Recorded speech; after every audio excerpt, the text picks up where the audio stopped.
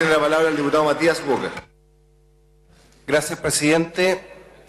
El primer trámite de este proyecto me tocó defender un principio, y ese principio es que el ser humano en gestación es titular de derechos, y particularmente el derecho a la vida, de acuerdo a convenciones internacionales suscritas por Chile en materia de derechos humanos, que implicaban además un límite a la soberanía. Dije también que este no era un asunto religioso, sino que era un tema de derechos humanos, y que de hecho en nombre de la religión se siguen cometiendo en el mundo, o de religiones, algunos de los más horrorosos crímenes. Pero eso era respecto a las tres causales, presidente. Y las tres causales, independientemente del juicio que haya tenido cada cual, en el primer y segundo trámite de este proyecto ya fueron aprobadas. Lo que hoy día tenemos que decidir como legisladores es si nos quedamos con el texto aprobado en la Cámara de Diputados o nos quedamos con el texto aprobado en el Senado.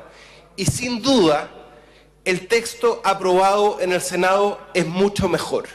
Sin duda, el texto aprobado en el Senado es mucho mejor, presidente, y también eso ha sido producto de un mejor debate de este proyecto que hubo en el Senado. Y sin duda, en el Senado se acogieron muchos de los temas que habíamos planteado los diputados de la democracia cristiana en el primer trámite legislativo, y nuestros senadores lograron incorporarlo como un efectivo acompañamiento en cada una de las causales, acompañamiento que no solamente es proveído por el Estado, sino que también por organizaciones de la sociedad civil, dándole verdadero derecho a la madre de poder optar por alguno de estos acompañamientos. Pero sin duda, respecto de la segunda causal, se mejoró sustancialmente la redacción al establecer, por ejemplo, el cambio del término alteración por patología o enfermedad y precisar que puede ser congénita o adquirida, de manera tal que en ningún caso se pueda aplicar y que no haya ninguna duda que se pueda aplicar a casos, por ejemplo, de malformaciones que permitan la sobrevivencia del feto, como el síndrome de Down y otras.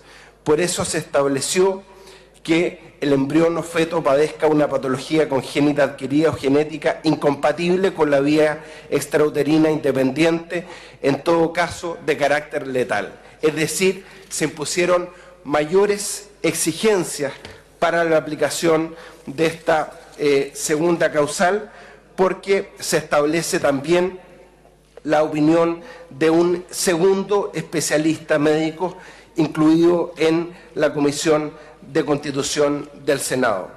Y se establece respecto a una norma orgánica constitucional que estamos llamados a aprobar, la autorización supletoria del juez, que tiene mucho sentido, sobre todo, presidente, y esto fue aprobado por todos los senadores de la democracia cristiana, cuando el autor de la violación es alguien del entorno familiar, que puede ser el mismo padre o padrastro de la víctima de la violación.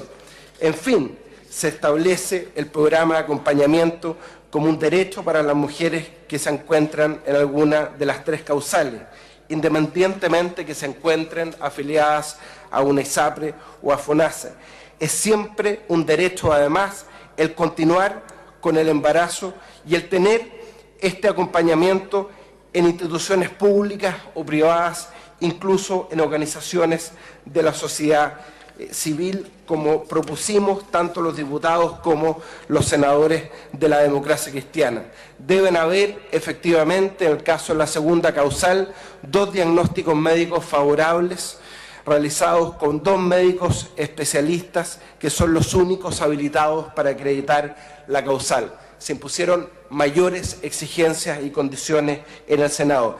Siempre se debe denunciar la violación, tanto respecto de las menores de 18 años como de las mayores de 18. En algunos casos lo hacen y lo deben hacer los jefes de establecimiento, y en otros casos se pone la información a disposición del Ministerio Público.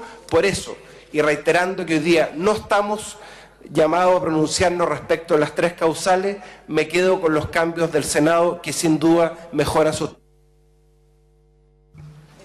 Muchas gracias, diputado Matías Walker. A continuación tiene la